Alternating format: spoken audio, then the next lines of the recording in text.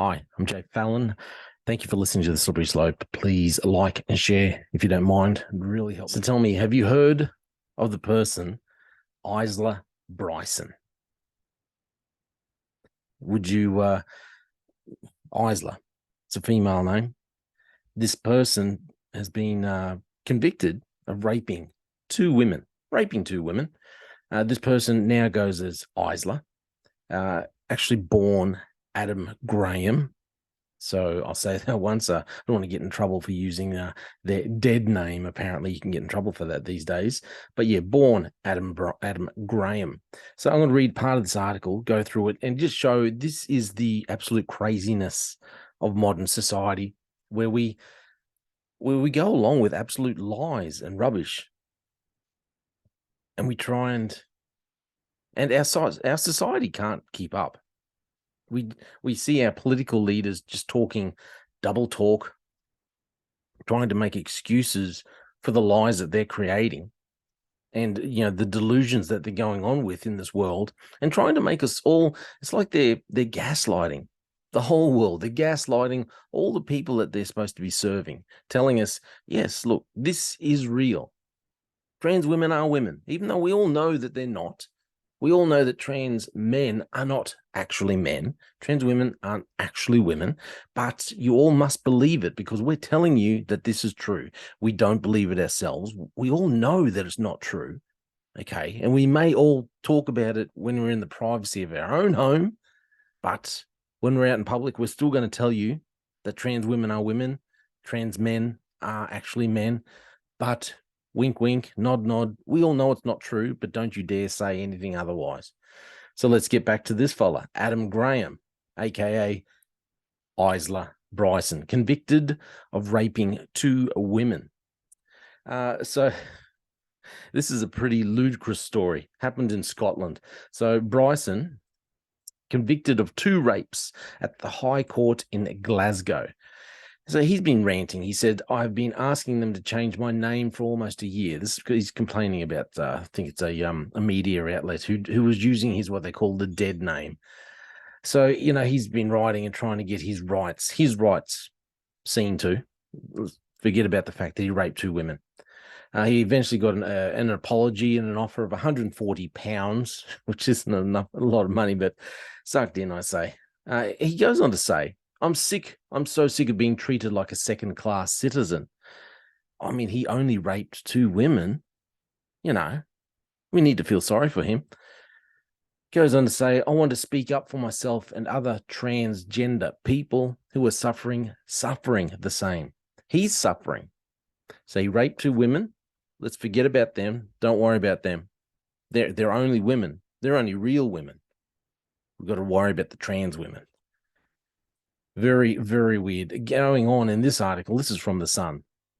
It says, the prisoner moaned, it's had a seriously emotional effect on me, she says, and I've had to constantly fight with these people. They tried to buy me off with £140, but I said I wanted $5,000 in compensation.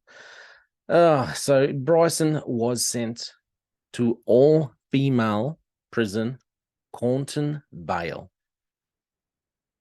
Born a male. As far as I know, still got the male genitalia. He's very ugly as a woman, sorry to say. He wears a wig, must put some makeup because he's got facial tattoos. So what's happened? So he was sent to this Cornton Vale prison, okay? But the move was met by serious backlash, and it's since been confirmed the sex fiend, who's 31, will be moved to a men's jail. Now, the article goes on, and this is their words, not mine. It says, the depraved sicko who switched gender after appearing in the dock for raping two mums also wrote to Scottish First Minister Nicola Sturgeon to whinge about trans rights. So that's right. Raped two women because he's a man, and goes to court, gets caught, goes to court. He's convicted, and mid-trial at some point decides, hey, you know what? I'm actually a woman. Which I assume that in his little pea brain means he thinks he's a lesbian. And then this is what happens when we have our our leaders, our political leaders, going along with absolute lies. So I'm going to bring up for you a picture of Adam Graham, and a picture of him as a man, and then a picture of him as a woman. Okay, and you tell me, what do you think? What do you think? Do you think this fella could actually be? Is he actually trans? Let's have a look. What do you think? This is him. This is Adam Graham. Look at him. He's a big buff head, a big bulldog head. Look at him. Looks like if you saw him in the street, you'd think he was a Nazi wannabe. The facial tattoos, the skinhead, clean cut. He looks like he would be a neo-Nazi. And then up here, this is him pretending to be a woman. It's got a big wig on, some makeup to cover up the big tattoos. Looks ugly. So I don't like to say people are ugly, but this is him pretending. This is him gaslighting society. Dressed up with a wig on, still got male genitalia, and telling people, after he's already been convicted of raping 2 women, that he is actually a woman. He's a trans woman. He's pretending to be a woman. He obviously doesn't care about women because he rapes them. So I'm talking about all this because this ludicrous story, I'm going to bring it up for you. I want you to have a listen to this interview with Nicola Sturgeon. Okay, it's a bit of a car crash. The headline actually says trans jail fail. Nicola Sturgeon in car crash interview, as she admits violent trans criminals shouldn't be in women's prisons. Trans women are women, but in the prison context, there is no automatic right for a trans woman. So there are contexts where a trans woman is not a woman? No, there is circumstances in which a trans woman will be housed in the male prison estate. Is there any context in which a woman born as a woman will be housed in the male estate? Look, we're talking here about trans women. And I'm now asking about women born as women. I don't think there are circumstances there, but... So it's different for trans women? Well, yes, and I'm not... So they're not equal?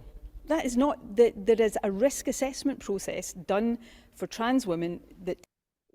You notice that it's when you're trying to speak to a lie and convince everyone to believe in a lie, when you know very well, she knows that this is a lie, but yet she's trying to convince the rest of the world, the rest of Scotland, that they should go along with this, that, they should believe in this delusion.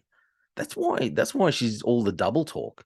You can hear it in her voice. You can see because she's stumbling. If you believe in something thoroughly, and if you know something to be true in your heart of hearts, you don't stumble for words like this. This only happens when you have someone who knows that they're lying, but they're still trying to keep up the pretense. Takes account of the nature of the crime.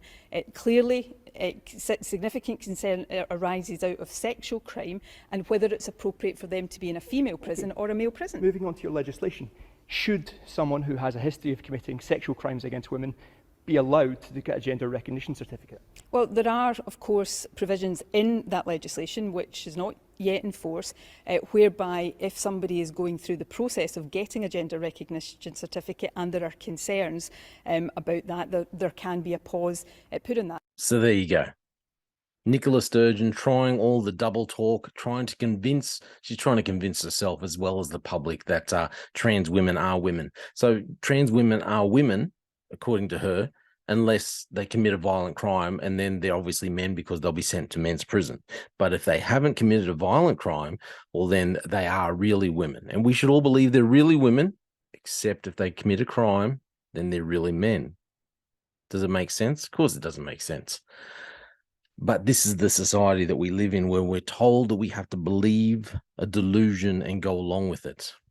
Absolutely demonic. Absolutely demonic. Don't believe the lie. I keep saying that we need to hold our politicians accountable. Here in Australia, in Queensland, we've brought up this. We've made these same changes where you can go back and change your birth certificate. Anyone can go back and change their birth certificate and claim to be the sex that they are not really. It's going to cause problems. This is what happens when you feed a lie to the people. You start gaslighting society and tell them to believe the lie, even though you don't believe it, even though we all know it's not true. But hey, that's just my opinion. Please let me know what you think. I'm Jay Fallon. Thank you for listening to The Slippery Slope.